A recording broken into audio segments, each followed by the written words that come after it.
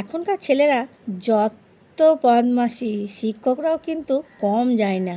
4 জন বন্ধু পরীক্ষা না দেওয়ার প্ল্যান করছে। কি প্ল্যান করছে? যে পরীক্ষা আমরা দেবো না, পরীক্ষার ঠিক 5 থেকে 10 মিনিট আগে হলে ঢুকবো। হলে ঢুকে স্যারকে কিছু একটা বাহানা করব। বেশ 2 ঘন্টা 3 ঘন্টা পর্যন্ত তারা বাইরে আড্ডা মেরে এলো। তারপরে ঠিক 10 মিনিট আগে পরীক্ষার হলে ঢুকলো। শিক্ষক মহাশয় বলছে, এত দেরি হলো তোমাদের? বলছে, স্যার আমাদের গাড়ির টায়ারটা পাংচার হয়ে গেছিলো, তার জন্য আমরা আর পরীক্ষা দিতে পারবো না। বলছে, কোনো সমস্যা নেই, তোমাদের কোনো চিন্তা নেই, তোমরা 4 জনে 4টে রুমে বসবে, তোমাদেরকে একটা করে প্রশ্ন দেবো, 10 মিনিটের মধ্যে সেটা উত্তর দিবে। ছেলেগুলা খুব খুশি হয়ে গেল।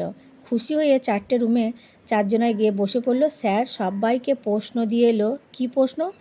যে কোন টায়ারটা পাংচার হয়েছিল, কোন টায়ারটা পাংচার হয়েছিল। 4 জনে 4 রকমের উত্তর দিল। স্যারের কাছে যখন খাতাটা এলো তখন স্যার বলছে, তোমাদের উত্তর কমপ্লিট হয়ে গেছে তো? বলছে, হ্যাঁ স্যার আমরা উত্তর দিয়ে দিচ্ছি। তখন মুখ তাকাতাকি করছে।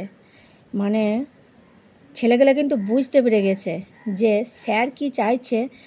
আর আমরা, তুই কী প্রশ্ন, তখন খোঁচাচ্ছে, এই তুই কী প্রশ্নের উত্তর দিলি, তোকে কী প্রশ্ন করেছিল? তখন বলছে, আমাকে যা প্রশ্ন করেছিল আমি সব উত্তর দিয়ে দিয়েছি, একটাই তো প্রশ্ন, ভালো উত্তর দিয়েছি। তখন বলছে, তোর কী প্রশ্ন করেছিল?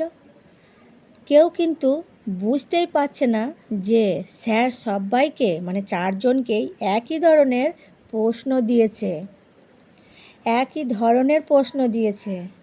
তারপরে খাতা জমা দেওয়ার পর ছেলেগুলো যখন বাইরে চলে গেল, বাইরে গিয়ে আইসক্রিমের দোকানে আইসক্রিম কিনে খাচ্ছে আর জিজ্ঞাসা করছে, বন্ধু স্যার তোকে কী প্রশ্ন করেছিল রে?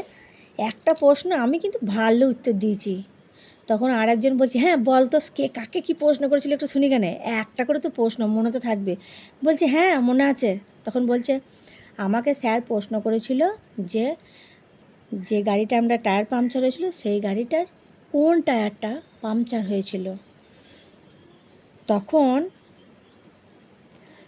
বন্ধুগুলো এক একজন এক এক রকমের উত্তর দিয়েছে আর লিখেছে যে আমার এই টায়ারটা পাংচার হয়েছে, আমার ওই টায়ারটা পাংচার হয়েছে, বুঝলে?